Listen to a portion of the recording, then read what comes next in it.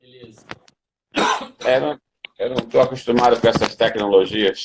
Ah, é. Tudo muito novo, até pra gente. Pronto, agora vê se melhorou. Tá bom, tá ótimo, professor. Tá bom? Bom, tá ouvindo a gente bem, Cabral? Agora eu estou ouvindo. Eu tirei o fone, mas tá dando para ouvir legal. Porque com o fone não dava para apoiar aqui. Mas Beleza. tudo bem, estou ouvindo legal. Tá, antes que eu me esqueça, senão ela vai brigar comigo. A Alan mandou um abraço, o Igor também. Eles não vão poder estar aqui hoje, mas pediram para te mandar um abraço. Tá bom, manda um abração para eles, pô. Vamos lá, Cabral. A nossa ideia é falar sobre gestão esportiva assim da maneira mais ampla possível. E a ideia é que você fique realmente muito à vontade para a gente bater realmente um bate-papo, né? Você pode pensar nos diversos exemplos que você tem aí ao longo da sua carreira, da sua experiência, é isso que o pessoal quer ouvir. Você foi meu professor aqui em Itaperuna. Quando a gente falou que ia fazer a live com você, diversos colegas da faculdade ficaram felizes, né, com a possibilidade de conversar com você novamente. Então, se sinta bem à vontade aí, tá bom? Ô, Guilherme, mais à vontade do que em casa não pode ser, né? Aí já fica só, pô, aí já fica complicado. Mas legal, manda um abração para todo mundo, quem estiver assistindo também aí.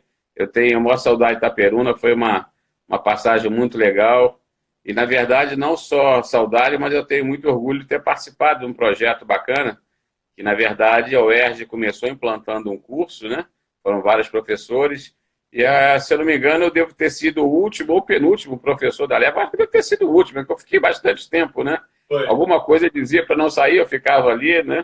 Mas aí tive a oportunidade de ver duas turmas se formando, duas ou três turmas, se eu não me engano, né? Depois teve aquela confusão de bacharelado, licenciatura, mas e vocês aí da primeira turma, e hoje em dia estão todos bem posicionados profissionalmente, seja na área acadêmica, seja na área desportiva, de clubes, academia, de fitness, né? Eu acho que é muito bacana. Eu tenho acompanhado, eu tenho alguns aí no Facebook, a Tatiana, o Alan, a Olga, tem pessoal que eu vejo de ver, eu não vou nem falar nome porque eu acabo esquecendo, eu vou esquecer bastante gente, mas eu tenho a Sandra, da natação, né? A Sandra tem bastante, tem acompanhado bastante, né?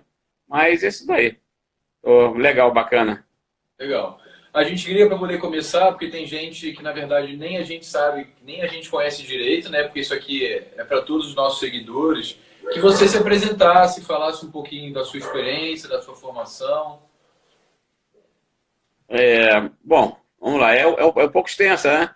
Eu vou resumir porque senão a gente vai perder muito tempo.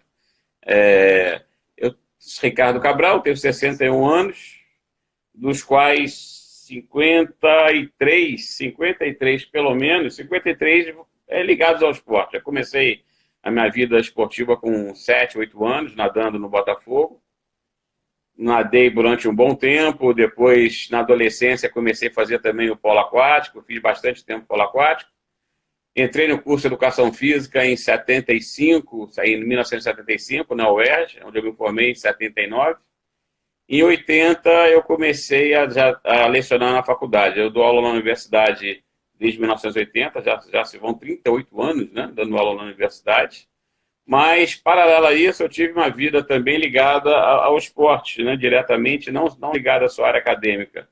Eu, eu fui técnico de natação durante um bom tempo, natação do Flamengo, cheguei a ser técnico também do Botafogo, técnico de polo aquático do Guanabara, comecei no Guanabara, depois tive duas passagens pelo Fluminense, também ganhei algumas competições, também tive algum sucesso como técnico de natação também.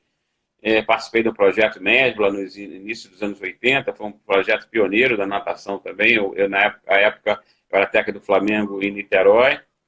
E daí fui seguindo, fiz o mestrado em Educação Física na UERJ, e em 1900 e mais ou menos 1996, o Quaraci me chamou para trabalhar, para organizar um campeonato sul-americano de polo aquático no Rio de Janeiro, porque antes eu já trabalhava também com o triatlon, eu organizei muito tempo triatlon, travessia de mar, eu trabalhei com o Djalma Madruga um bom tempo, ele nadei na mesma época do Djalma Madruga, e fiz triatlo, fiz corrida de rua, aquelas coisas todas, então comecei a pegar uma experiência também em organização de eventos. Minha primeira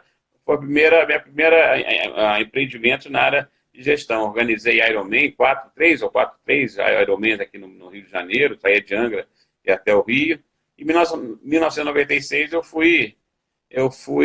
era diretor técnico de triatlon, fui diretor técnico de triatlon há muito tempo.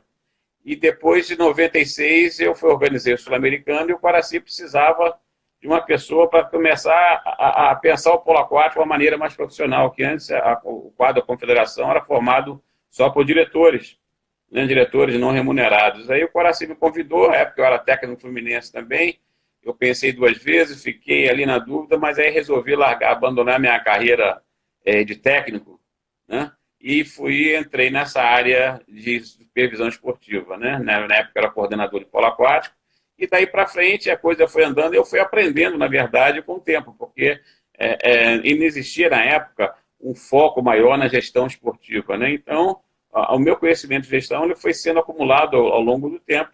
Anos depois, bem mais recente, eu fiz um curso de gestão avançada do Comitê Olímpico Brasileiro, o Comitê Olímpico Internacional, aquele MBA que eles têm lá, foi um curso bem interessante, gestão avançada em esportes, e daí para frente eu continuei trabalhando com esporte, organizei vários campeonatos internacionais de polo aquático no Rio de Janeiro e São Paulo, organizei torneio pré-olímpico, fui gerente de modalidade, gerente de instalações de Jogos Pan-Americanos de 2007, e minha passagem mais recente, que eu chamo do meu maior case, foi chefiar, ser o gerente gerente do polo aquático nos Jogos do polo aquático, gerente de projeto do polo aquático nos Jogos Olímpicos do Rio de Janeiro. Todo o planejamento para o Jogo 2016 das seleções brasileiras foi eu que fiz, né, junto com a equipe técnica da CBDA, e a gente conseguiu um êxito. Então, ao longo dos anos, né, quer dizer, eu tenho aí, na verdade, falei 53 anos de muita vivência acumulada, né? Você conhece algumas histórias, você sabe disso, né? Cabral, então assim, ao longo desses 53 anos, né, você já teve a vivência do professor ou do profissional de educação física em diversas áreas. Hoje, como você vê a importância do profissional de educação física entender sobre gestão esportiva? Olha, Guilherme, hoje em dia a coisa está começando a mudar e até uma própria exigência do mercado. Eu sinto isso também até nos próprios alunos da universidade, que eles sentem a falta de um tipo maior de conhecimento, não só do conhecimento teórico, né, mas principalmente de uma vivência prática nesse sentido, de uma formação maior, até mesmo na graduação. Na verdade, a educação física mudou, né? Quando eu comecei em 75, né, o conceito de educação física era outro, nos anos 80 ele foi mudando, série de vertentes, mas o curso que era eminentemente prático, ele virou um curso bastante teórico, mas ainda com enfoque de formar pessoas para trabalharem na área da atividade física e no desporto. Então, nós éramos formados, assim como os alunos ainda são formados, para darem aula, né? Nós somos muito bons para dar aula, né? A verdade é essa, né? Pelo menos assim se espera que os alunos sejam bons para dar aula. Mas a gente não está acostumado a ser formado para gerenciar a nossa atividade, né? E a gente não sabe o contexto que a gente trabalha. Então, às vezes eu falo isso com os alunos. Poxa vida, vem cá, dar aula é legal, muito legal, mas vocês já pararam para perceber o contexto que vocês estão dando aula? O que vai impactar na aula de vocês? Será que aquele funcionário que vai abrir a porta às 6 horas da manhã vai ter interferência na tua aula? O colchonete sujo vai ter interferência na sua aula? Né? A política do clube vai interferir na sua aula, a política esportiva, né, do seu município vai interferir no seu projeto, na sua aula. Então, a gente está muito acostumado a ir lá, arregaçar a manga e dar aula. Só que, hoje em dia, o mercado já não pede mais um profissional tão só focado, não só limitado, vamos dizer assim, na aula em si. Não que seja ruim da aula, muito pelo contrário, né? Mas você tem que entender o contexto, o ambiente operacional onde a sua aula é ministrada, né? E eu falo isso até fazer a gestão da sua atividade, a gestão do seu marketing pessoal, como você vai se apresentar, como você vai contratar, de repente, pegar gente para formar sua equipe de trabalho, que tipo de informação você tem que ter dessas pessoas, né? Que tipo de orientação. Então, isso aí, os alunos, eu sinto a falta disso. E eu sei que lá na UERJ, sem querer até me estender muito, não é crítica a professores, não é nada disso, mas alguns anos atrás eu tinha uma disciplina de tópicos especiais que eu comecei a falar sobre a introdução à gestão da atividade física e do marketing, né, e do marketing esportivo, né? Gestão da atividade física. E a coisa surgiu por eu estou dando aula na minha disciplina, eu tinha uma disciplina de natação, ainda tenho a disciplina de natação, os alunos estavam preocupados que tinha que fazer uma prova, o nome da disciplina era Organização Esportiva. E eles estavam preocupados que tinha que fazer a prova de organização esportiva, e eu perguntei, mas como vocês estão preocupados? O que que vai cair na prova? Que vocês... Não, que a prova é bem complicada, ele já te falou, tem uma questão que ele disse que vai cair, o professor, eu falei, qual era a questão? Ele falou assim, não, você é professor num colégio X, você tem um campeonato de futsal para organizar, você tem 20 equipes, você tem 2 quadras, só que uma das quadras está ruim, só uma das quadras está funcionando. E você só tem 2 bolas. Como você monta um campeonato desse tamanho? Como você faz isso? Eu olhei para o aluno e falei assim, olha, se fosse eu ia dizer, professor, eu não faço nada. Né? Eu não vou fazer nada, porque a probabilidade de eu fazer começar e dar errado é grande, pô. Né? Então, em vez de a pessoa estar preocupada, o cara se virar para fazer uma competição com 20 equipes, com uma quadra, a outra está ruim, com 2 bolas, vem cá, é zebra, não acerta, né?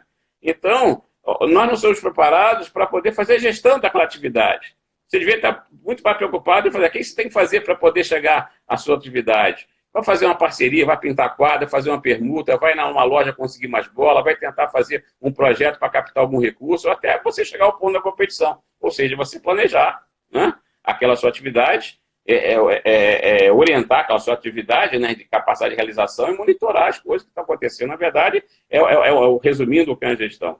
Então, nós ainda, eu vejo muito professor como quebra galho. Vai lá e se vira, pô. Se vira nos 30, o cara faz, pô. Né? Essa é a visão. Por isso que eu acho que hoje em dia já a coisa começa a mudar um pouquinho. Mas os próprios cursos de educação física, eles falam de passagem. Né? Uma disciplina da gestão esportiva, uma disciplina, às vezes, de 60 horas, um semestre, que, na verdade, ela informa superficialmente. Ela não dá uma bagagem, né, de formação melhor para os alunos. Professor, o senhor viajou bastante, não só, né, aqui dentro do Brasil com as competições, mas fora também do país, o senhor viajou bastante. O senhor vê que a gestão esportiva ela é mais presente em clubes e academias e nas federações mais lá fora do que aqui? Você vê muita diferença ou está mais ou menos igual? Não, existe uma preocupação lá fora realmente, quer dizer, quando eu falo lá fora, vamos dizer o que é lá fora, né? A gente tem lá fora o primeiro mundo e lá fora do terceiro mundo, né? Nós estamos num nível mais avançado. O esporte hoje no Brasil atingiu um nível muito bom em termos de gestão. Eu vou dizer isso porque eu vivenciei todo esse processo. Inclusive, eu fui da primeira turma de gestão no curso avançado, que é um curso do Comitê Olímpico Internacional que o COB trouxe 2006 ou 2006, eu não sei bem, nem lembro quando foi, o tempo passa tão rápido, foi mais ou menos perto do Pan-Americano, um pouco antes, um pouco depois, alguma coisa assim, que já era para preparar exatamente as pessoas para atuarem nos Jogos Pan-Americanos, nos Jogos Olímpicos do Rio de Janeiro. Então, as primeiras turmas foram os gerentes das confederações, supervisores, que depois vieram a ser alçados, né, o status de gerente esportivo, né? Então, hoje em dia, a gestão esportiva no Brasil, pelo menos no nível mais alto, de algumas das instituições maiores, ela é boa. Tem a gestão também, vamos falar do esporte em si de alto rendimento, das academias de ginástica, a gestão das outras instalações, quer dizer, a gestão de outras atividades, né, do fitness, né, que também existe uma importância, até porque o objetivo é o lucro. Né? O objetivo do esporte de rendimento é o resultado. Né? Ninguém visa, nenhuma confederação, nem Comitê Olímpico Brasileiro vai lucrar em cima do resultado, né? O resultado é o foco principal. As outras instituições, elas visam lucro, né? Então, eu vejo que existe uma preocupação, respondendo a ele, uma preocupação grande, sim, deu uma melhorada muito grande. Em outros países lá fora, se trabalha mais em base de planejamento, você pega o Canadá, você pega os Estados Unidos eles fazem também. Os Estados Unidos é meio duplo, né? Os Estados Unidos é bacana que eles teorizam tudo, são os velhos, mas na prática, às vezes, deixam a desejar, fazem a coisa. As piores competições que eu fui na minha vida foram nos Estados Unidos. A gente fazia uma liga mundial no Brasil com tudo que tem direito, dentro dos cadernos de encargos da FINA, com tudo que tem direito, música e facilities, fazia com tudo. Chegava nos Estados Unidos, os caras montavam um campinho no fundo de quintal ali, eles tinham aparelhagem eletrônica, coisa e tal, que eles tinham capacidade, mas era uma zona grande, né? Então, os Estados Unidos não muito parâmetros também, não, pô, né? O Canadá já faz a coisa mais organizada, e na Europa eles fazem a coisa bem organizada, né? Principalmente nos países que eu vivenciei, que nas competições, né? E, claro, eu estou falando de eventos internacionais, eu não estou falando de outras atividades, né? Mas nós demos um salto de qualidade muito bom, mas estamos muito defasados ainda em termos de formar mais pessoas qualificadas para trabalhar, nem que seja organizar a Olimpíadazinha na escola, né?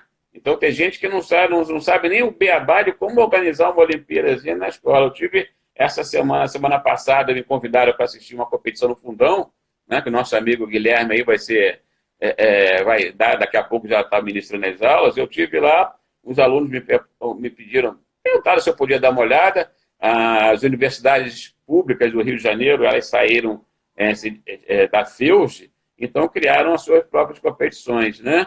Então foi uma espécie de circuito. Há 2 semanas atrás foi no Fundão, eu fui lá assistir a competição, pediram para eu lá dar uma olhada. A cerimônia de apresentação às 8 horas da manhã começou às 9h30, né? Não tinha um som, quer dizer, tinha um som, mas ninguém escutava o que o cara falava. Ninguém sabia para onde as pessoas iam, tinha competição, quer dizer, então, eram organizados pelos próprios alunos, centros acadêmicos e tal. Então, a preocupação maior era competir. Legal, bacana, participou, na percepção de competição, vai lá, brincou, participou, bacana, mas em termos de organização é uma coisa péssima, né? Então, a gente está atrasado em relação a isso ainda. E por que isso se torna cada vez mais importante, Cabral? Receber as pessoas bem, ter um local adequado para as pessoas estarem, banheiro limpo, local de alimentação. Por que pensar isso, que é além da prática do esporte, se torna cada vez mais importante? Guilherme, se você hoje em dia, você pensando em termos de esporte é negócio, né?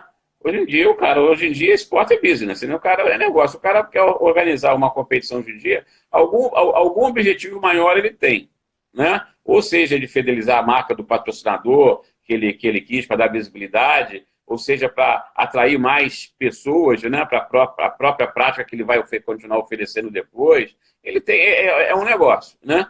E as pessoas têm que ser bem atendidas, né, no serviço. Na verdade, quando a gente fala da gestão, né, nesse caso específico da gestão até de oferecimento de serviços, de produtos, mas a gente oferece mais serviço do que produto, na verdade, né? Então, quando você fala em evento esportivo, você está oferecendo um serviço. Aquele serviço tem que ser oferecido com qualidade. Ninguém vai chegar, né, cedo numa arquibancada sem ter lugar para sentar direito.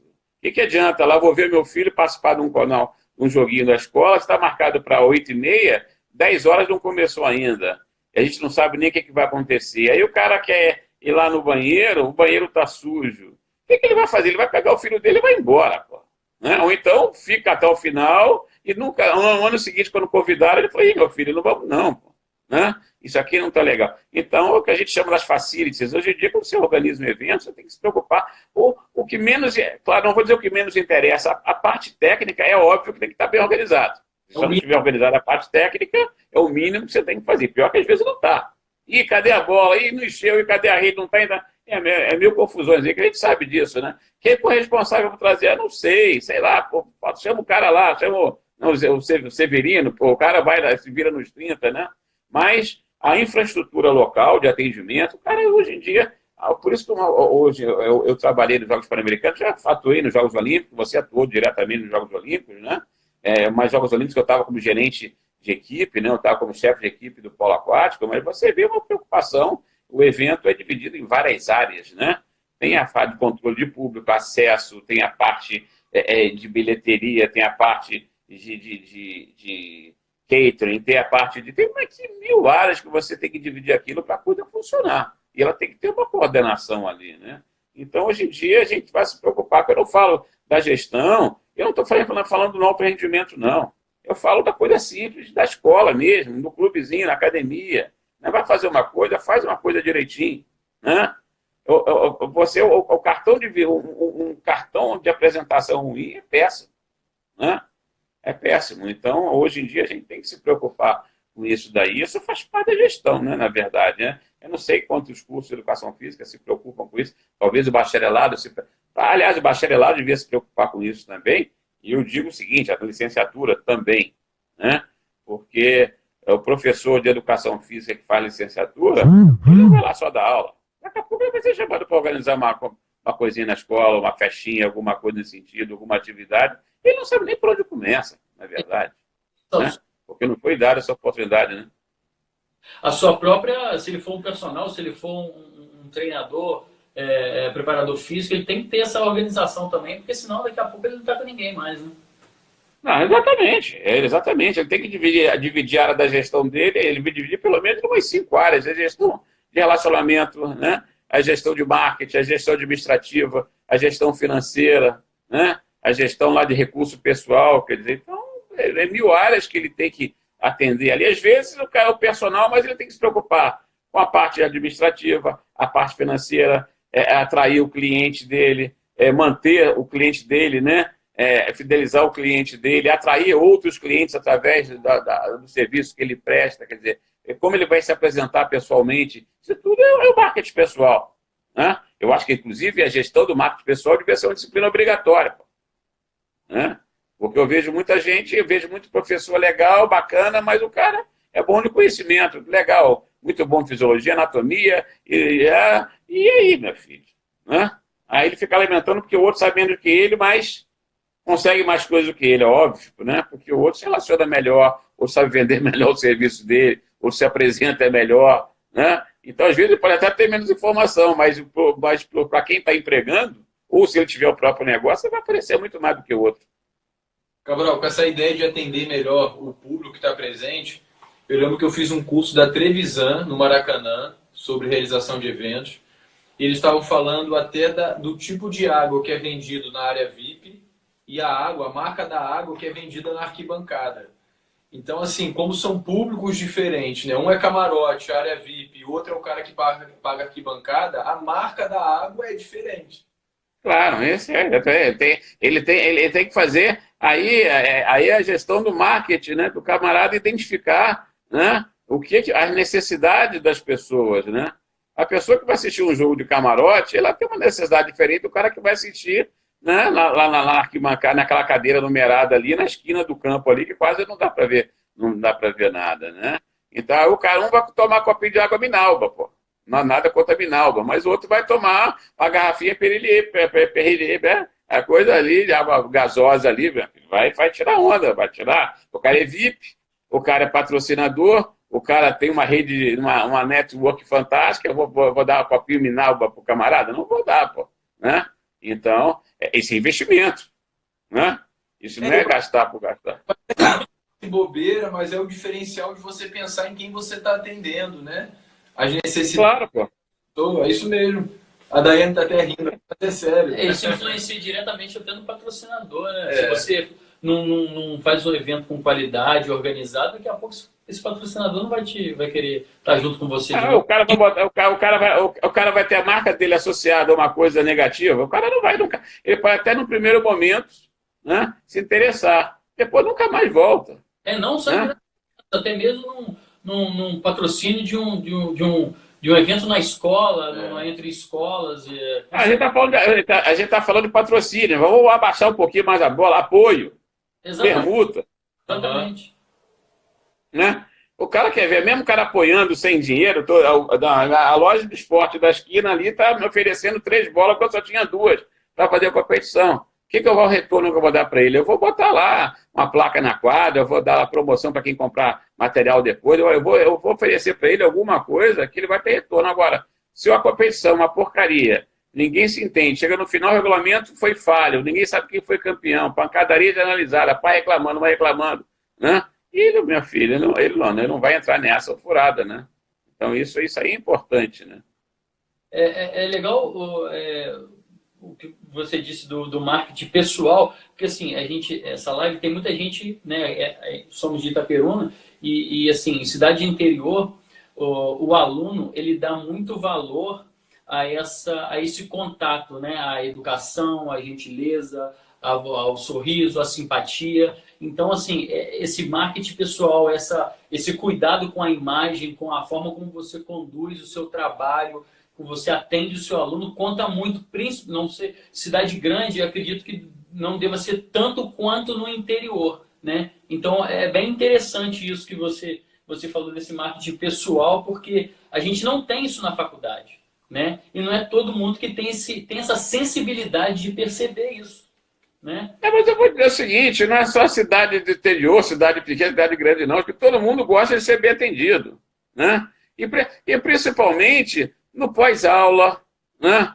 Ah, o camarada, é legal, eu sempre falei isso com o aluno, você é personal trainer, você fez a aula, o cara fez a aula, tudo bem. Meia hora depois, que acabou, uma hora depois, recebe no WhatsApp lá, parabéns, foi legal a tua aula hoje, gostei, para não sei o quê. O camarada, meu, opa, você ganha o sujeito com uma coisa simples, né? Pô, na próxima, vou manter o pique para a próxima, e o cara, opa, legal, o cara lembrou de mim. Quer dizer, o cara, você vai conquistando, né? Vai conquistando, né? Aquele seu, na verdade, é um cliente, né? Na verdade. Uma crítica que eu faço muito grande também à educação, né? Porque nós estamos no contexto da educação física. A educação, não sei porquê, ela não trata ainda o aluno como consumidor, seja a educação pública ou seja a educação privada. O aluno da educação pública e educação privada, ele é um consumidor, né?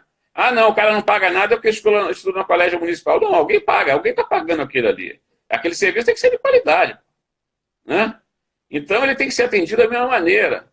Então, ele tem que ser cobrado e tem que cobrar, né? É uma vida de duas mãos, né? Então, então a educação privada, ele já trata uma coisa mais... O pessoal fala muito, não, é comércio. Mas, porra, é o negócio dele, ele tem que ser, tem que ter comércio, né?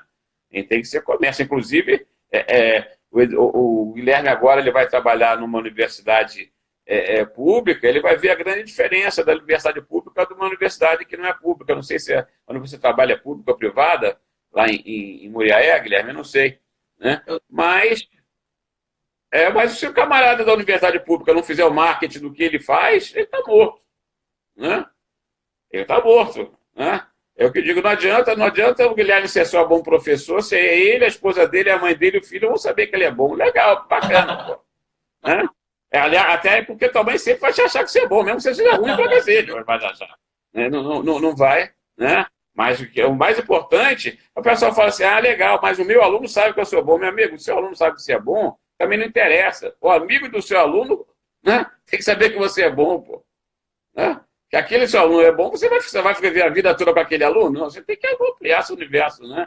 Então, a universidade privada, ela divulga os cursos, divulga as realizações. A universidade pública nem faz o marketing, ninguém faz nada, ninguém sabe, pô.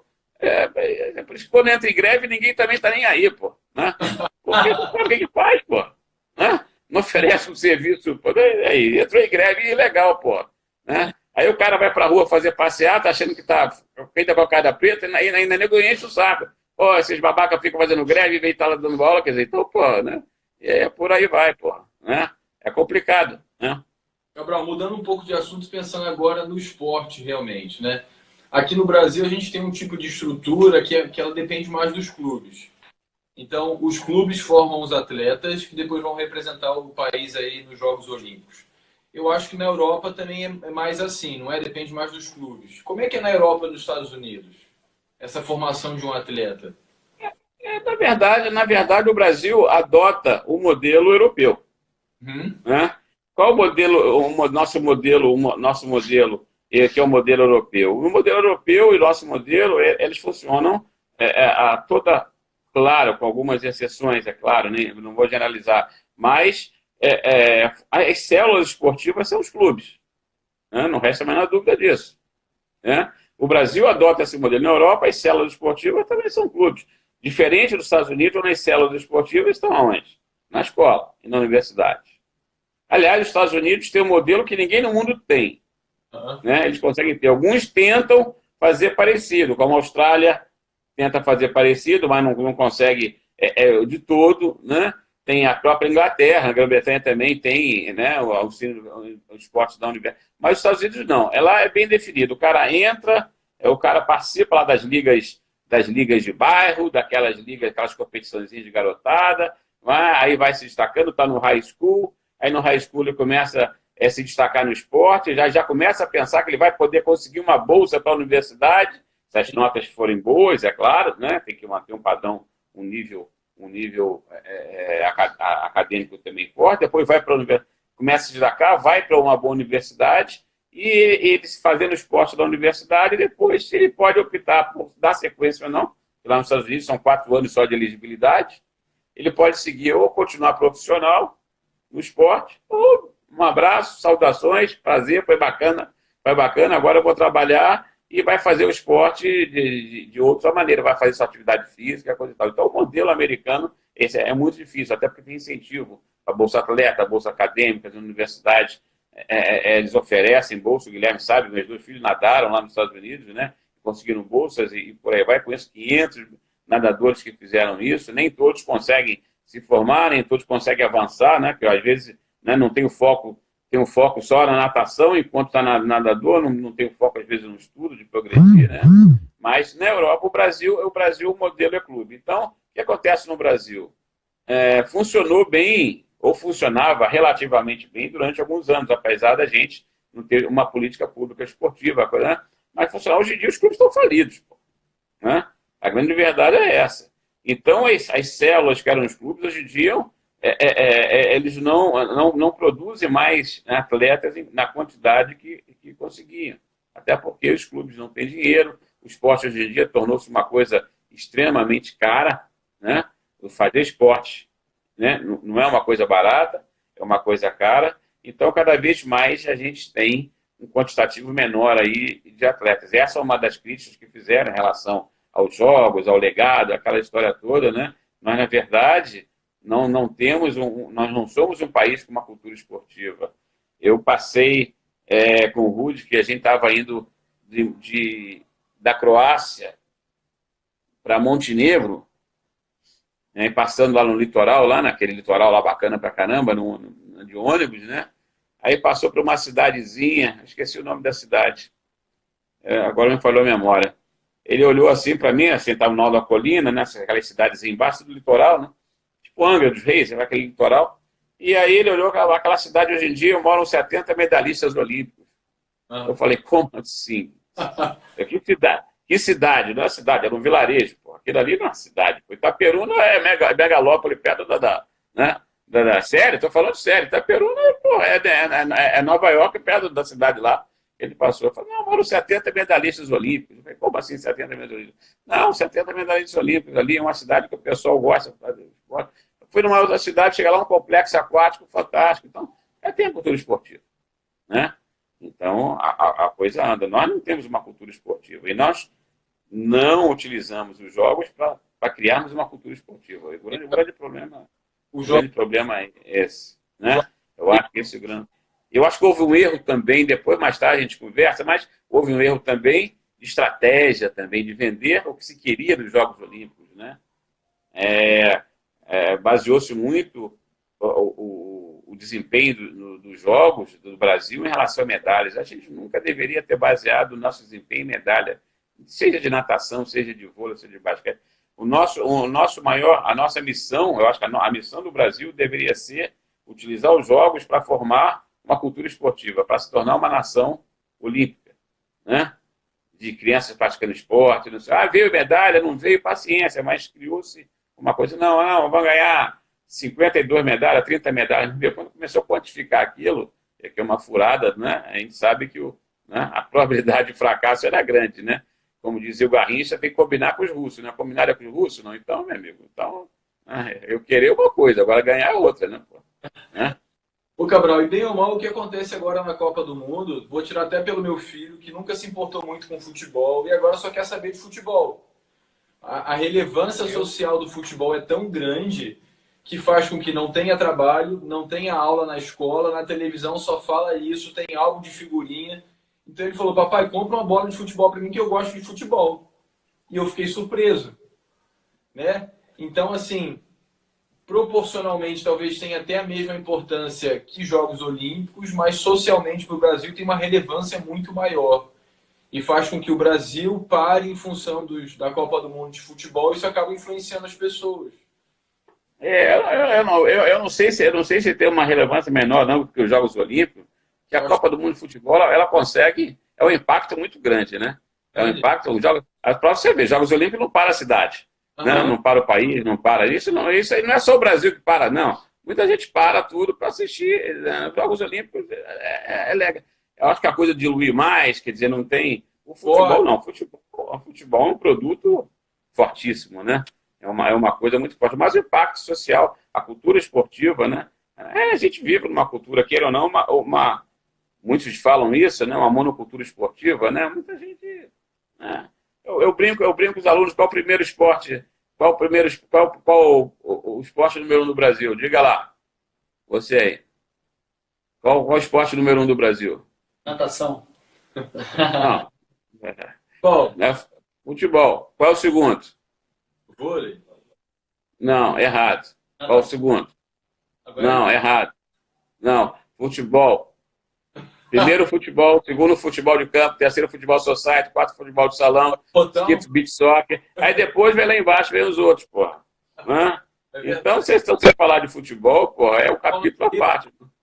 Futebol no aterro lá Não, do futebol do garçom, futebol de... Tem, pô, meu amigo.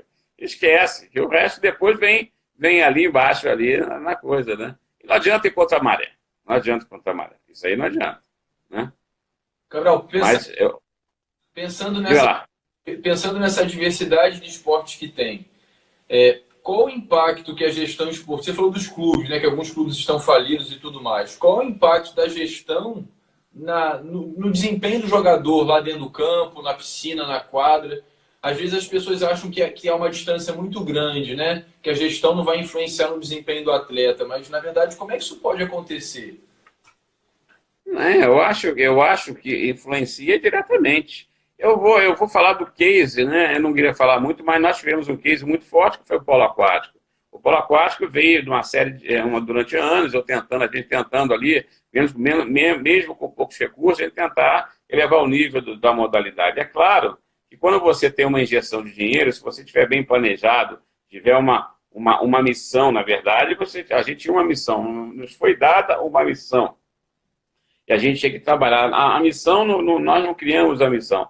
Em 2012, 2013, final de 2012, antes de 2013, mais ou menos, eu fui a uma reunião no Comitê Olímpico Brasileiro, com o Marcos Vinícius, na época era o CEO.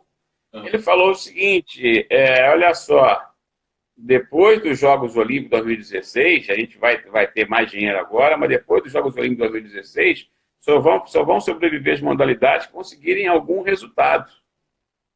O resultado, ele nem falou em medalha, eles dividiram o próprio COB no planejamento deles técnicos, eles dividiram os esportes em 3 grupos, né? Em 3 grupos bem diferenciados. Um é o esporte medalha, né? Que eles chamaram. Que é esporte medalha? Aquele esporte que já culturalmente já tem chance de medalha, já ganha medalha.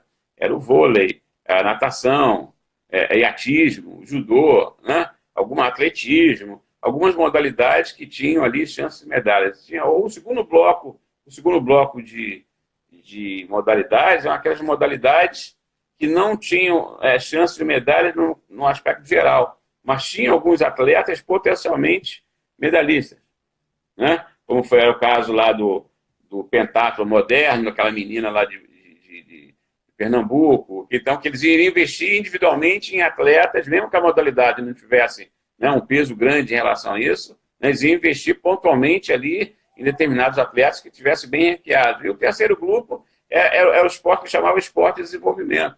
Então, o esporte de desenvolvimento estava lá o polo aquático, o esporte queria utilizar os Jogos Olímpicos para aparecer um pouquinho, botar a cabeça do lado de fora da água ali, para dar uma respirada ali. E ele falou, olha só, os esportes que não mostrarem algum desenvolvimento, depois de 2016 já era, não vai ter mais dinheiro nenhum.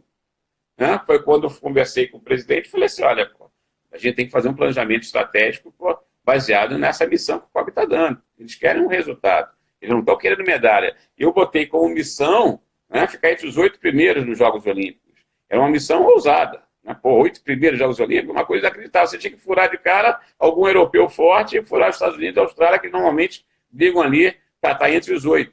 Sempre está um ali entrando, o resto do europeu. Né? E a gente fez um planejamento de 3 anos, a coisa foi com estrutura, eu montando, foi um tripé, na verdade, eu fiz uma base, o que era o meu planejamento estratégico? Eu colocaria, um foco deveria ser na contratação de um técnico de peso, um técnico bom, que trouxesse uma credibilidade para o esporte e abrisse a porta para a gente fora do Brasil para treinar e para competir. Fomos lá, buscamos um fraquinho, né? Buscamos lá um técnico 6 vezes só medalhado, pô, né? Uma bobagem. Né? Uhum. Segundo era tentar fazer com que um grupo de atletas que se comprometessem a participar do ciclo olímpico se comprometessem a só jogar o polo aquático. Então, essa era a segunda base nossa, ou seja, tentar profissionalizar os atletas. Não era nenhuma fortuna, ninguém ia ficar rico, mas pelo menos podiam, durante 3 anos, parar de fazer tudo, e alguns pararam em função do sonho de ser olímpico, de jogar olímpico, alguns pararam de trabalhar, pararam de estudar, interromperam, e ficaram ali só treinando durante 3 anos. A outra coisa foi...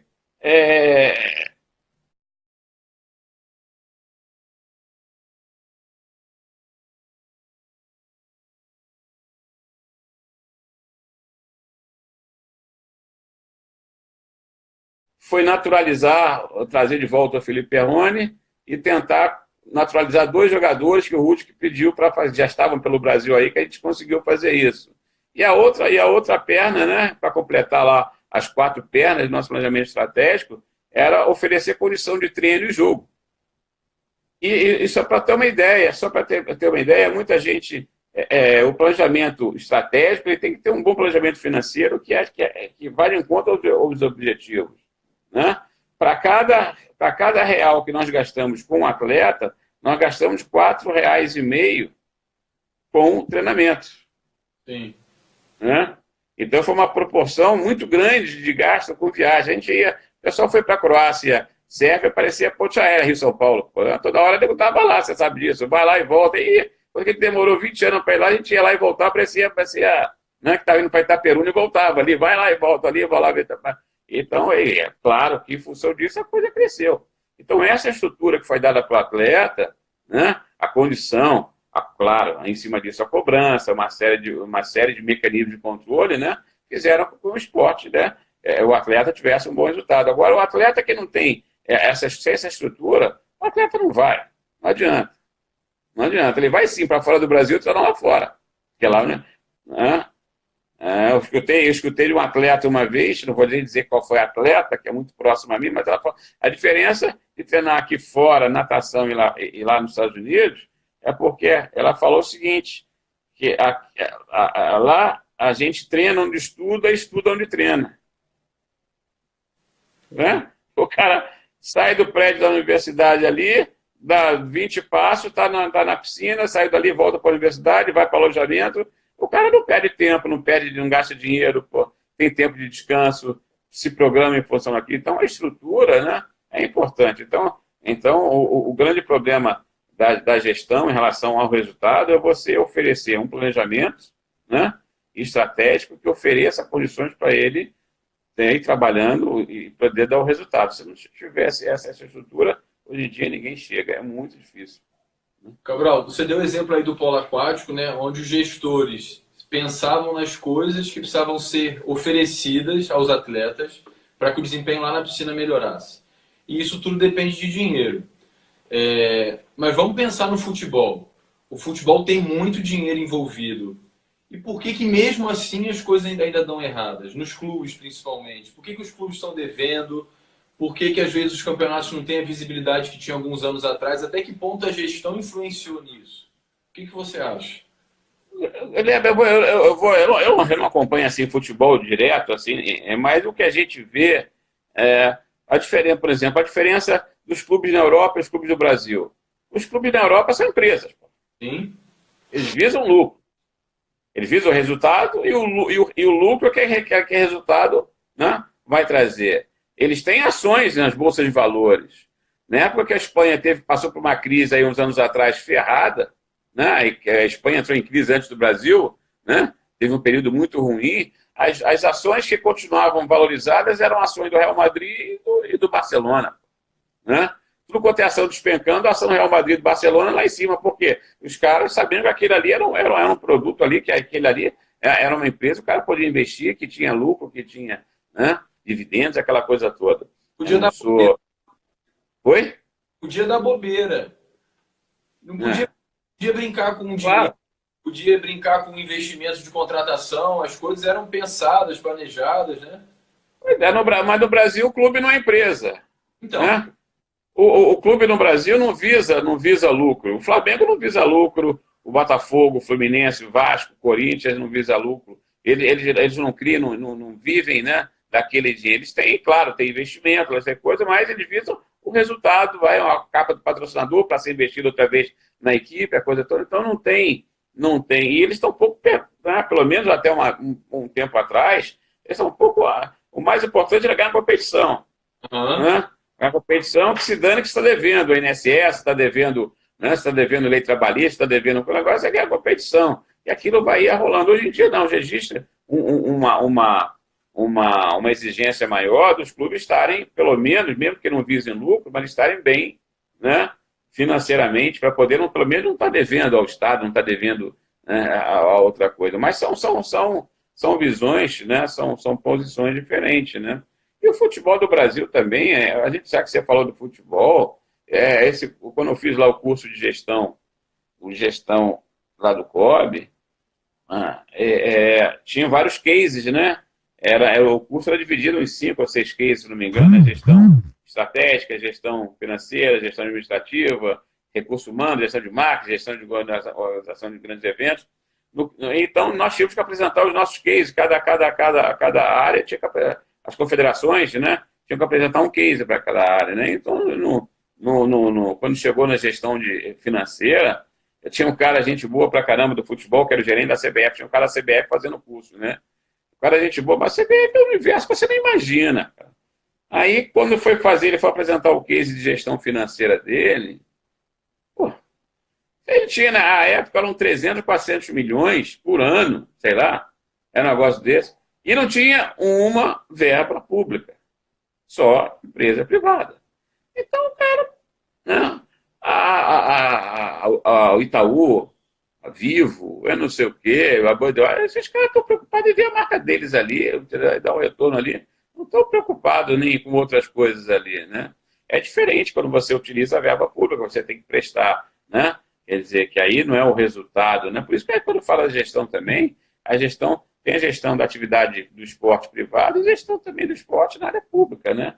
A área pública não visa lucro, mas ela tem que ter um resultado, né? Você tem que ter metas para serem atingidas, você tem que saber da eficácia, da eficiência, da utilização daquele recurso, né? Tem uma série de coisas também que precisam, né? Mas o futebol diz que é um capítulo à parte. Pô. O futebol é o único país que está disputando essa competição e tem, teoricamente, a estrutura mais desorganizada de todo mundo. Pô. Né? Como você explica um negócio desse? Como você explica? Toda a teoria faz essa relação direta entre a gestão do esporte e o desempenho lá no final. E o Brasil, às vezes... Exatamente, você pouco ver as variáveis. Guilherme, você sabe, eu viajei bastante. Eu tive a oportunidade, graças a Deus, eu viajei bastante. Eu nunca vi um jogo de futebol do Brasil passado na Europa. Pô. Eu nunca vi. Você liga a televisão, você não vai ver um Fla-Flu, Flamengo e Corinthians, você não vai ver nunca. Né? Agora você chega aqui durante a semana, quando acabar a Copa, começar as competições, você vai ver campeonato chinês, campeonato inglês, campeonato alemão, campeonato italiano, campeonato espanhol. Porra, tem campeonato de qualquer lugar. Né? E a gente... Por quê? Os caras não compram nossa competição, por quê? Porque nossa competição é um nível técnico fraco. Né? Por que esse pessoal fala das ligas profissionais americanas? Aquilo sim, aquilo é show de gestão, vai falar com os caras ali sabem, eles dão um show de gestão, né? O camarada agora comprou o LeBron James lá por 150 milhões de dólares por 2 anos, pô. Né? E aí? Imagina um cara que a franquia foi o Lakers pagou, né? O Lakers pagou 150 milhões por 2 anos para ter o LeBron James. Agora, 150 milhões, imagina quanto vai se lucrar aquela franquia para ter o LeBron James. É uma coisa que a gente não faz nem ideia, pô, né? Do nosso universo. Esse é um outro problema que a gente vê no Brasil. Os americanos, eles contratam um jogador, seja lá do futebol americano, basquete, beisebol, e eles exploram o máximo que eles podem da imagem do jogador para poder ter o retorno que eles querem com o jogador. E aqui no Brasil, às vezes, isso fica a desejar. E o jogador ainda recebe dinheiro de Sim, imagem. né? E a imagem não é... Ele recebe esse dinheiro de imagem do clube, do patrocinador, inclusive, e não é explorado como é explorado lá fora. Né? Entendeu, Cabral? A gente tem uns bons jogadores, mas a imagem não é explorada de forma adequada. Isso também é parte de gestão, não é? É parte da gestão também, a parte da cultura do próprio jogador, né? A própria que os jogadores, às vezes, não tem uma formação... o Brasil, se eu não me engano, agora existe uma orientação, uma determinação, ou até um caráter punitivo do jogador que, quando fizer o gol, levantar a camisa. Sabe criar uma orientação para ele. Ao momento de maior visibilidade do jogador, quando ele faz o gol, que vem toda aquela mídia espontânea, fotografia, essa primeira página no Globo, aí o cara levanta a camisa, papai, eu te amo, pô. Né? Pô, aí tira, na hora que ele vai falar, ele faz a camisa, põe a camisa na cabeça, está escrito Jesus te ama, papai te ama, papai te adora. Quer dizer, o patrocinador vai ver aquilo e fala assim, vem cá, quem é que está pagando né? Isso daí? Na hora do maior retorno não tem. Então, hoje em dia parece que é já proibido. De um pouquíssimo tempo para cá, agora é proibido. Agora tiveram que fazer. Isso aí já tem que estar implícito. Né? Isso aí já é uma cultura americana. O cara tem um momento dele da entrevista, tem um espaço lá na área mista, na zona mista. Você viu já nos Jogos Olímpicos, tinha zona mista, obrigatório passar para a entrevista depois do jogo. Como tem na Copa do Mundo, o cara não está ali, não. O cara é obrigado a passar ali, já coloca lá o backdrop lá atrás ali, alguma coisa ali, hoje em dia já transparente, para poder dar visibilidade também do campo todo, lá as logomarcas. O cara tem que passar ali. Se não passar por ali, ele vai ser chamado a atenção, porque faz parte do protocolo. Né? Então, a gente tem agora, o esporte americano é show nesse negócio ali. O esporte americano né? São muito à frente, né? Cabral, deixa eu te interromper rapidinho. Daqui a 55 segundos vai cair a live, porque o Instagram limita. O limite é 1 hora. O limite é de 1 hora e a gente vai desconectar, a gente conecta de novo quando cair, tá bom? Daqui a quanto? 45 segundos. Pensei, pô, daqui a 55 minutos, eu falei, eu ia até tomar uma cerveja lá e voltar. Falei, pô, vou te contar. Tem um limite de 1 hora. Tá bom, vou aproveitar e tomar uma água, pô. Ela vai cair. Já que você não me oferece uma água com gás aí, pô, o copinho de Minalva, pô, nem o copinho de Minalva vai mandar pra cá, né? Mas ela vai cair assim que ela cair, a gente já volta de novo em menos de 5 segundos, Gabriel. Aí tá bom. Mas eu tenho que mexer aqui outra vez, né? Mesmo esquema. Porra, então você me dá mais um tempinho, que até eu acertar aquilo foi difícil. Eu vou chamar minha assistente que está aqui me vendo aqui. Vai cair agora, 2 segundos. Isso comentar o tempo. Como é que é o tema? Botou tema 2 pontos, gestão esportiva.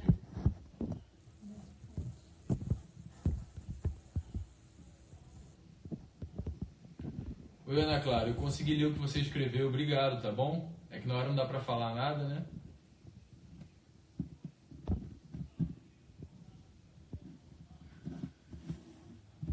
Vamos esperar o Cabral reconectar, tá bom? O pessoal às vezes desanima, né? Tá vendo?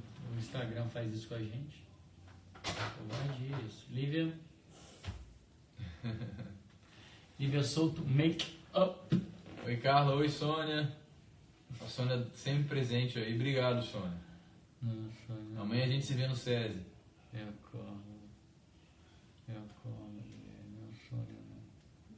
Essa é aquela menina que fez mestrado em Portugal. Né, Camila? Uhum. É Camila, Oi, Bruno. Você convidou ele? Não, ele não apareceu ainda. Estamos esperando o Cabral voltar, tá, pessoal? A Carla é a esposa dele. Que legal. Olha o Cabral, ele apareceu. Vamos te convidar, Cabral.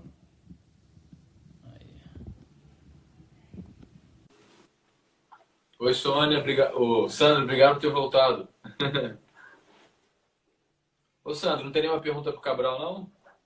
Voltamos, Cabral. Tô até falando tô aqui com a Fazer uma propaganda da esporte americano. Dallas Cowboy. É meu time também, torço pro Dallas.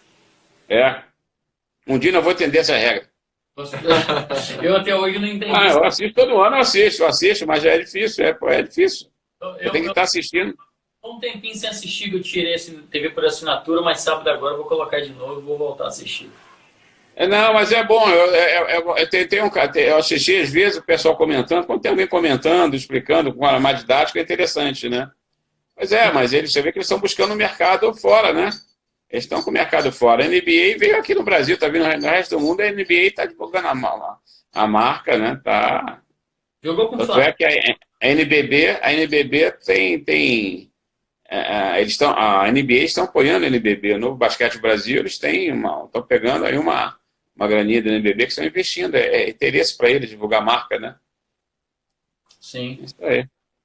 Cabral, vamos pensar num clube pequeno, do interior, que tem pouco recurso financeiro, humano.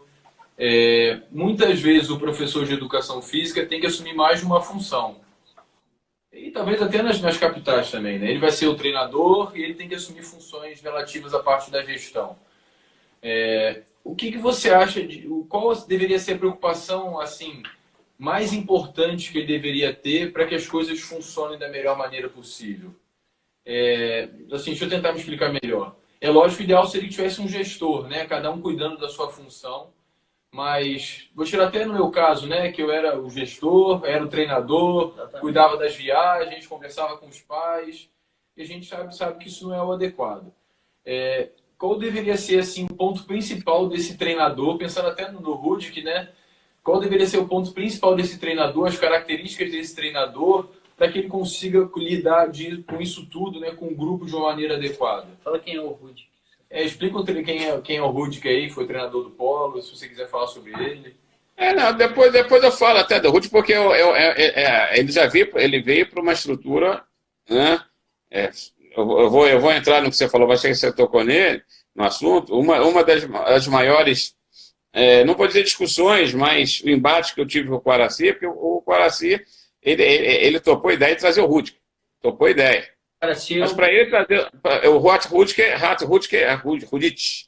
era o técnico, né, medalhado que ele trouxe. O Quaraci achava, né, na visão dele do presidente também, né, ele era muito bom para conseguir as coisas, mas às vezes a gente tinha um embate grande, ele achava que só trazer o cara ia dar resultado. Não, trazer ele e repatriar o Felipe Arrone, eu vou ganhar medalha nos Olimpíadas. Vocês estão, Quaraci, você está sonhando, pô, né? E quando o Rudek chegou no Brasil, ele começou, ele sentou comigo, já foi uma coisa meio complicada, porque nós não fizemos um planejamento estratégico com o Rudek para poder trazer, né? A gente já tinha um planejamento já feito, que a gente tinha um técnico anterior, que você conheceu o técnico, né? E que tinha uma demanda X. Quando nós trouxemos o Rudek, ele veio com uma demanda X ao cubo, né? E só que aí o nosso presidente Quaraci Cabral, mas ele está querendo fazer o Quaraci, eu falei com ele, olha, você trouxe o Rudek, mas o pacote completo, pô, né? Não é só o cara. O Rudek vem com, né, igual, lembra da Barbie, que vem com a casa Barbie, com tudo, só para brincar direito, né? Uhum. Não é só a Barbie, assim, com uma roupinha só. Quem pode estar a Barbie com uma roupinha só, né? A Barbie com armário, com carro, com quem, com E o Rudek queria, 20 treinos por ano, pô, concentrar a seleção 500 vezes por ano, 500 mil treinos, isso tudo custa dinheiro, né? Meu grande problema foi exatamente esse, né? Porque eu tinha já uma verba X e que a gente tem que se virar nos 30 para conseguir outra verba para poder atender as demandas dele, que para atender a demanda até a página 20, a gente ia. Até a página 10, a página 20 era complicado. Daí que foi, a batalha foi essa daí, de captar recursos para poder dar esse atendimento. Mas voltando lá à sua pergunta, eu acho que independente do tamanho da organização esportiva ou da estrutura que tenha, que seja ele com uma pessoa, outra pessoa, um ajudante de alguma coisa, primeiro, a coisa mais importante é ele saber o que ele quer, né? Aquela organização dele se propõe, Né? O que ela quer ser? Onde que ela quer chegar? Né? O que ela quer ser? Não, eu quero montar meu negocinho aqui, a meu clube, eu quero colocar as crianças para participarem com resultados relativamente bons das competições do interior aqui do noroeste do estado do Rio de Janeiro. Ótimo, perfeito, você vai trabalhar naquilo dali. Né? Ah, mas não teve nenhum campeão estadual. Falei, meu filho, né?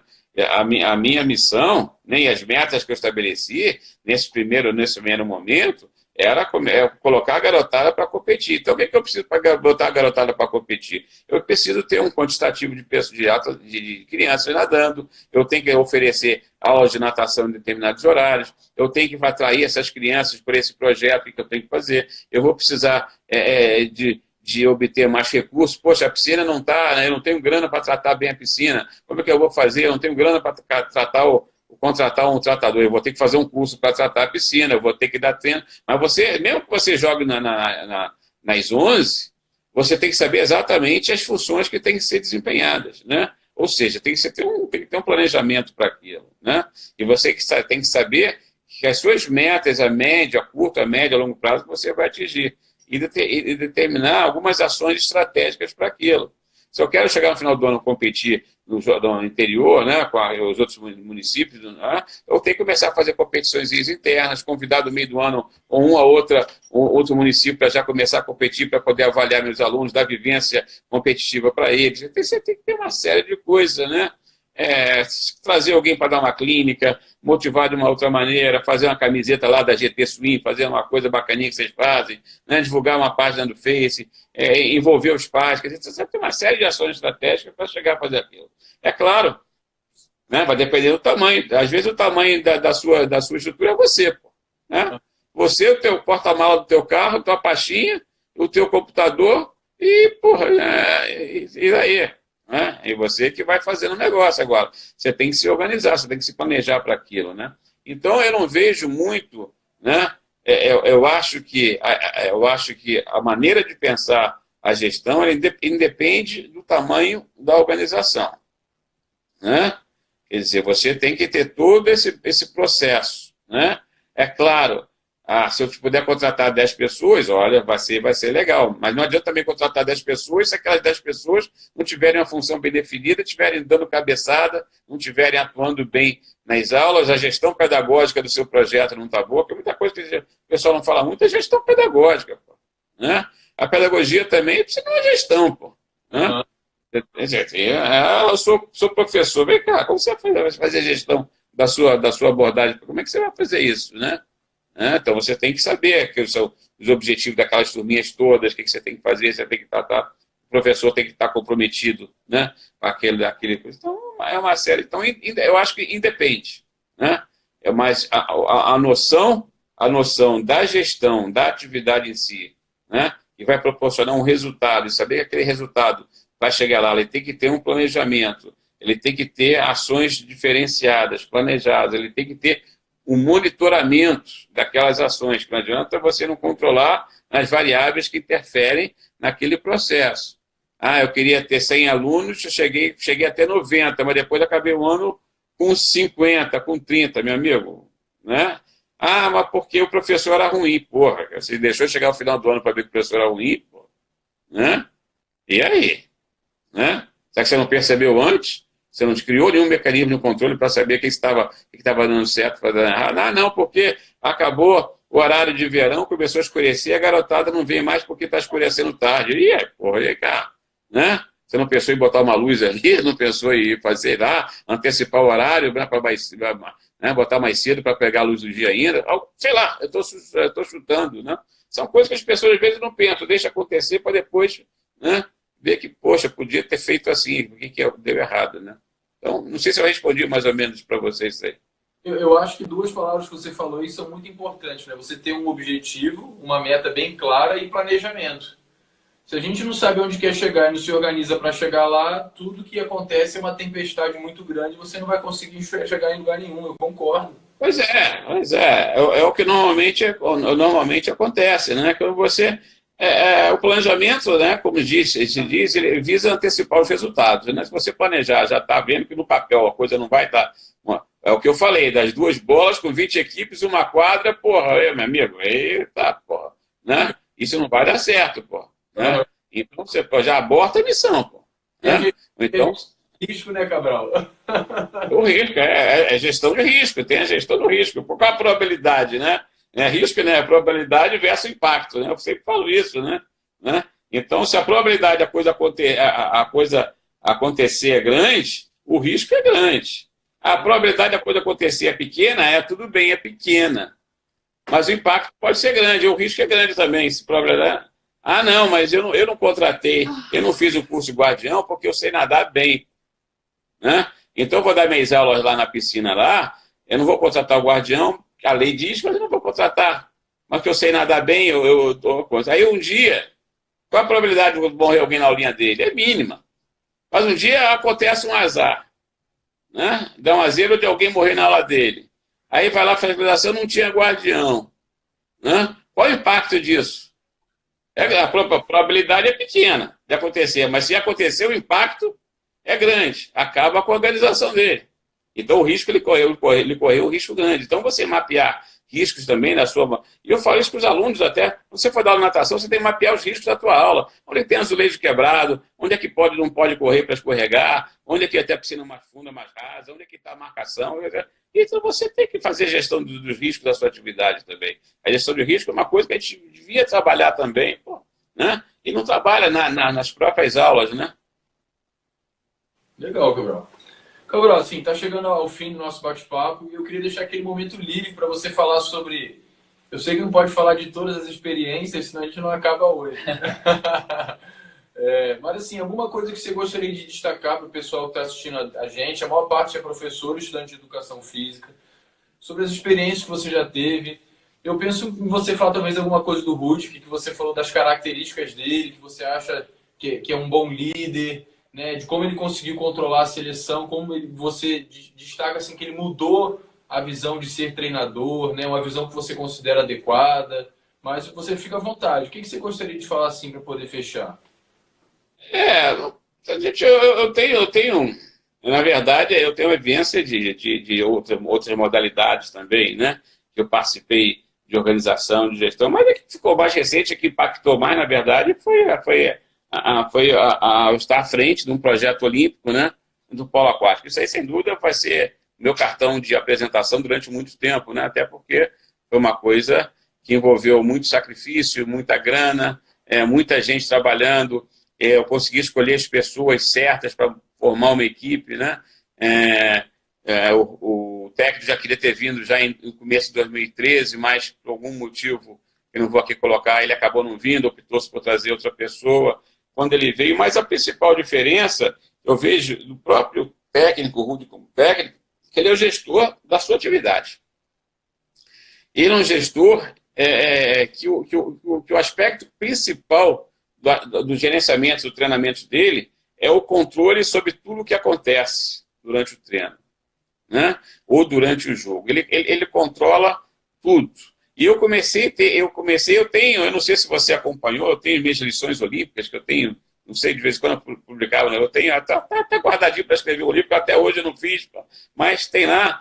E quando eu comecei a perceber que o cara é diferenciado, não é pelo conhecimento tático que ele tem, o conhecimento técnico, é pela maneira como ele se posiciona.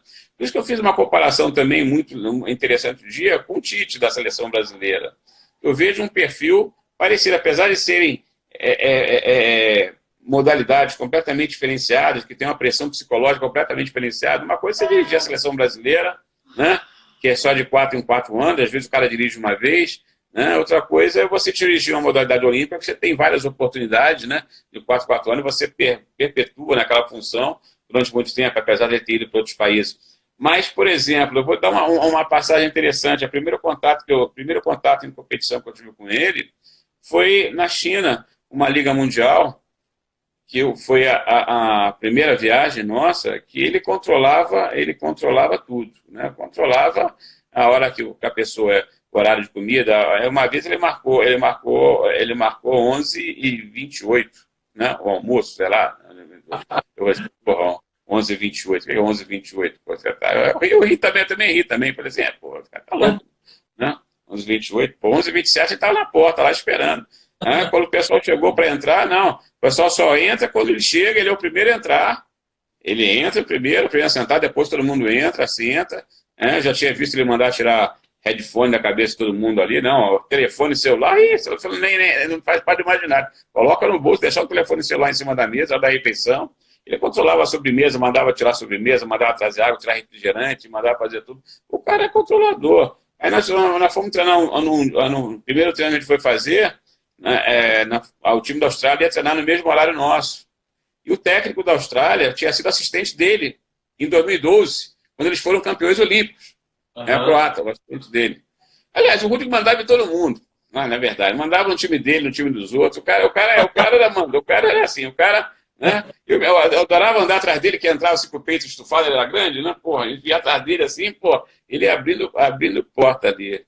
E eu tô sentado lá com o Edmundo, você conhece, né? O árbitro, né? O pessoal estava treinando, fuso horário desgraçado, aquele ali, pô, ele estava já com sono, ali sentado vendo o treino, ia começar o treino, e o Rutic lá com o pessoal, o time da Austrália batendo bola, o time do Brasil batendo bola, daqui a pouco ele levanta do outro lado, porra, começa a esbravejar comigo, porra, esbravejar no bom sentido, o Cabral, porra, mostrando o que é, porra, aí fala assim, a bola de Paula 4, aqui, olha Paula 4. Bola! Olhei assim e falei, não, pô, tô cheio de bola na piscina. Eu falei, não, tá aí a bola. Ele falou assim, não, a Austrália tem 10, nós só temos 9. Aí eu falei assim, pô, esse cara tá louco, pô. Né? Pô, tá reclamando que só tem 10, a gente só tem 9. Aí eu fui lá, pô, consegui, aí também sacanei, peguei mais 2 bolas. Aí eu falei, temos 11, tem 10, pô. Né? Mas ele falou depois comigo, eu não admito ter nada inferior ao adversário. Então, o próprio controle de número de bolas, o próprio controle de horário de treinamento, o próprio controle do espaço da piscina, ele fazia questão de ter, ele já competia, a competição dele começava muito antes, não era só no jogo, não. Né? Então, eu aprendi bastante. Eu tenho, um dia que eu puder, um dia que eu tiver mais disposição, eu tenho essas lições olímpicas, um dia eu vou fazer uma palestra só sobre falar dessas lições olímpicas, que são coisas... São coisas que são os detalhes que fizeram a diferença. De como você formar uma mentalidade vencedora, como você formar uma equipe campeã. E é claro que isso passava pela gestão. Pô. Ele passava pela gestão também porque ele queria, sentava comigo, olha, a viagem, eu ficava maluco, a viagem é isso, o horário é esse, tem que sair nesse horário, pegar aquele ônibus para aquela cidade. E eu falei, rapaz, o cara tá louco, pô, tá pensando que tá na Europa. Né? Só que a gente trabalhava com verba, recurso público do Brasil, pô. Imagina, verba pesada. Não quero mais ir para a Croácia, agora eu quero ir para Montenegro. E agora? E aí? Como é que eu vou fazer para mudar o projeto? Né? É uma encrenca, né? Mas eu aprendi muito com isso, e daí a gente vê que nós temos essa capacidade também de se adaptar. Né? E saber dizer o não também na hora certa. Porque muitas vezes também para ele eu tinha que falar, não, agora não dá, pô. Né? Ele testava até o teu último não, pô. Quando você chegaria seu último não, ele batia no teu ombro, ele falava italiano, va bene, ele batia na minha costas, e aí tudo bem, pô, aí ele via que realmente eu me esforcei até o máximo para conseguir uma coisa. Mas tem algumas coisas interessantes. Um dia eu vou por aí, vai te bater papo. Vamos fazer outra live para você contar, Cabral. Tem muito caso aí, pô, tem muita coisa interessante aí. Eu já li algumas postagens suas e eu percebo assim que muitas vezes ele tinha preocupação de elevar a moral dos jogadores. Né? Então, aquele negócio, ganhar a partida antes da partida começar, para a equipe entrar confiante. E li até a postagem que você fez do Crivella, uma vez que ele ficou machucado. Não sei se eu fiz hoje dessa, né? Então, você percebia isso diariamente, essa preocupação de elevar a moral do jogador? Porque foi o que você falou, socialmente é um esporte que não tem tanta visibilidade. Os jogadores poderiam ter menos experiência do que outros jogadores e poderiam perder a partida antes de começar. Não, a preocupação dele sempre foi essa, a grande preocupação, claro que ele como técnico, né, ele tinha preocupação tática e técnica, né, ele tinha essa preocupação de cobrança, ele era muito detalhista em relação a isso, tinha uma rotina de trabalho em relação a isso, mas o grande mérito dele foi formar um grupo com perfil vencedor, que nós não tínhamos esse perfil vencedor, a verdade é essa. A gente nunca pensou na vida em jogar contra a Sérvia e ganhar da Sérvia. Ele fazia os jogadores acreditar que podiam ganhar da Sérvia. Porque ele vivenciou isso, ele sabia, ele passava essa confiança do potencial, ele acreditava no potencial. Teve muito fracasso, muita derrota que a gente teve também, que às vezes a gente aprendia muito com as derrotas e ele fazia isso, né? Então, ele tem, por exemplo, jogadores que ele não era de dar bronca. Quando o cara errava muito, às vezes nem dava bronca mais no cara. Porque uma vez ele falou comigo, não adianta mais dar bronca nesse cara, que a autoestima dele já está muito baixa. Ele sabe que errou muito. Eu chegar e começar a falar que ele errou mais, eu vou perder esse jogador. Né? Então, eu tinha esse feeling, né, essa sensibilidade de saber. Né? Teve um dia que a gente entregou, o pessoal entrou lá em Kazan ano passado foi 2015, entregou um jogo para o Canadá, o jogo acabou 10 horas da noite, mas o time estava sobrando, tinha ganho o Canadá no Pan-Americano, perdeu um jogo estupidamente para o Canadá, que o pessoal também já estava cansado, já ficou 2 meses falando com ele direto, 2 meses com aquele regime dele, para estressar qualquer cidadão, o pessoal estava cansado já, mas ele até a gente estressa, meu amigo, estressar era estressante, uma coisa estressante para a gente, né? E ele chegou, acabou o jogo umas 10h30 da noite, entramos no ônibus, ele falou assim, meia-noite, reunião. Eu falei, porra, meia-noite, meu amigo, pô, já veio que o cara veio que vem. Jantamos, chegamos lá no hall lá do nosso andar, que ele fazia reunião para eleição, tinha um andar nosso lá na vila, né? E reuniu todo mundo, chamou todo mundo, queria todo mundo, eu, Cardone, todo mundo, ele queria fazer questão de todo mundo lá. A gente nunca assistiu a eleição. Eu falei, bem bomba aí. Poxa, para variar, faltando 2 minutos para meia-noite, 1 minuto, ele abre a porta do quarto dele, tá todo mundo já sentado esperando, com aquela cara de que vem chumbo grosso, né? Ele olhou para todo mundo e falou assim, amanhã, 9 horas sai o ônibus, treino às 10h30, 9 horas, não sei o quê, papapá. Aí acabou de falar, falou assim, perder o jogo para mim não tem problema, não posso perder minha dignidade. Saiu, entrou no quarto, foi embora, pô. Meu amigo, boa noite, tchau. O recado foi dado, cara. Né? E no dia seguinte, tá todo mundo pilhado, pô, nego entrando na coisa ali. Então, ele tinha ele sabia administrar isso, né? Ele sabia gerenciar esse tipo de conflito, né? Esse tipo de relacionamento. Ele estressava, ele falou, em 2014, quando ele veio ao Brasil, ele falou, eu vou levar meus jogadores ao estresse, ao limite do estresse. É o jogo, o resultado esportivo, ele depende do estresse, o cara está preparado para o estresse da competição. E ele estressava os caras. Primeiro, ele jantava, sabe como almoçava? Ele colocava os jogadores todos na mesa, né? A gente ficava na mesa, hierarquia, o atleta não podia se misturar com o técnico, nem com a diretoria, na direção. Ele ficava sempre numa posição, colocava os atletas numa posição que ele ficava vendo os atletas todinhos, os atletas de costas para ele, cara, praticamente. Então, sabe o que é um Big Brother, porra? Né? Ele ficava só observando os caras ali, porra. O cara com ele agora funcionou, cara. Né? Agora ele cuidava de todos os detalhes. Da passagem aérea, queria saber de tudo, não deixava passar nada, pô. Eu ia na casa dele para poder mostrar o planejamento, ele queria trocar, às vezes dá, às vezes não dá, todos os detalhes. Eu vou só para fechar a história. Escola Naval. Isso tem nas minhas lições olímpicas. Escola Naval. O time Brasil foi em 2016, no início de 2016, ou finalzinho de 2015, alguma coisa mais ou menos. A Adriana Bear, o Ajus, conheci a Adriana Bear, Ajus e o Bichara.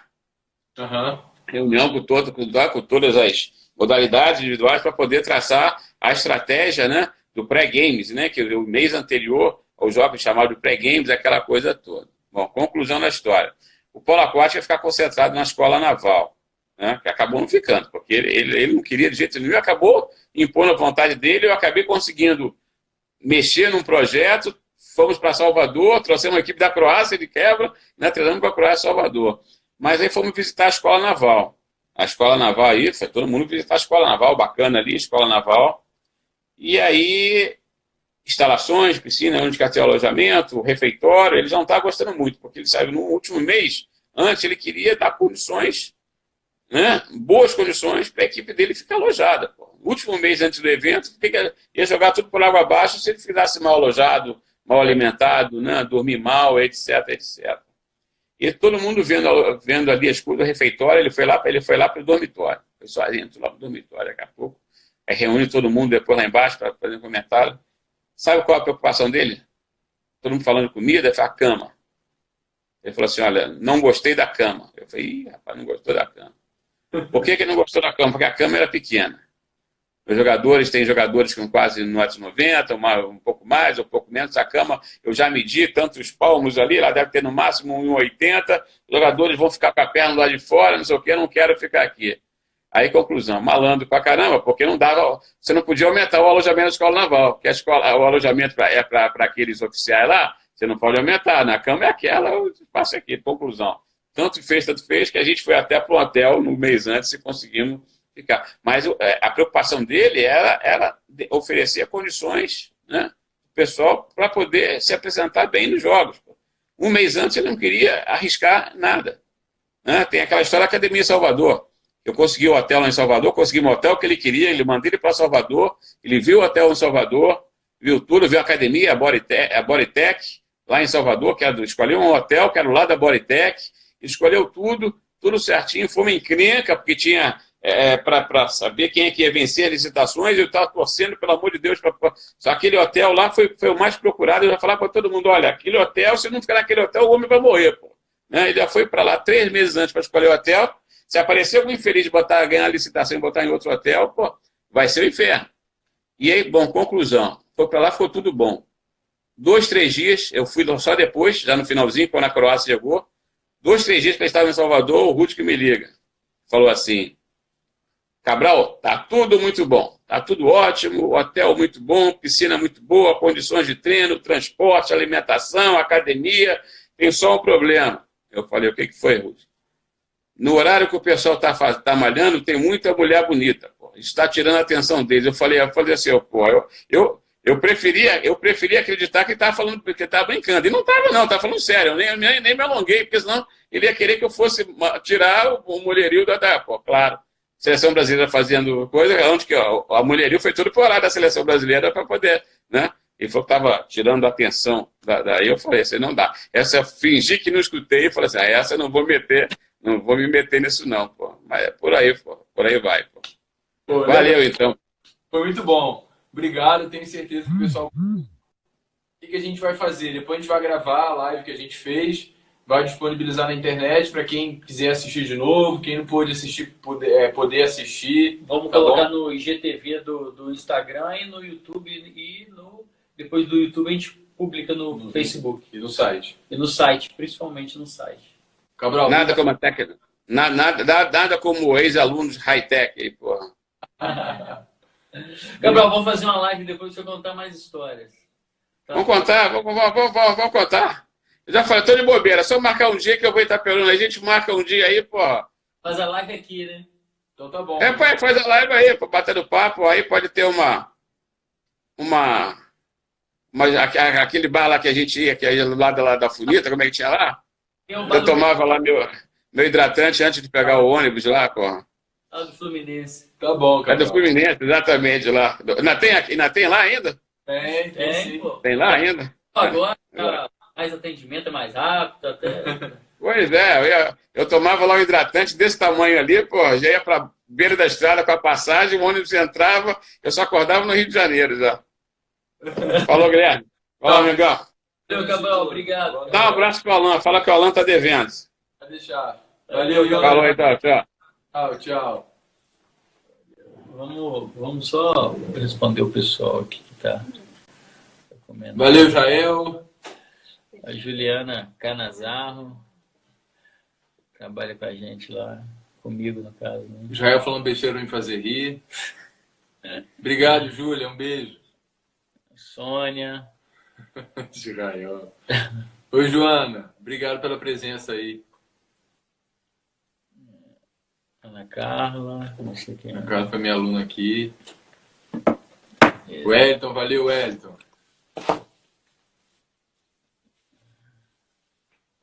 Beleza. Show. A gente vai salvar depois, pessoal, e quem quiser ver de novo, tá bom? Érica, obrigado pela presença. Show. Show. Valeu, pessoal. Tchau, boa noite.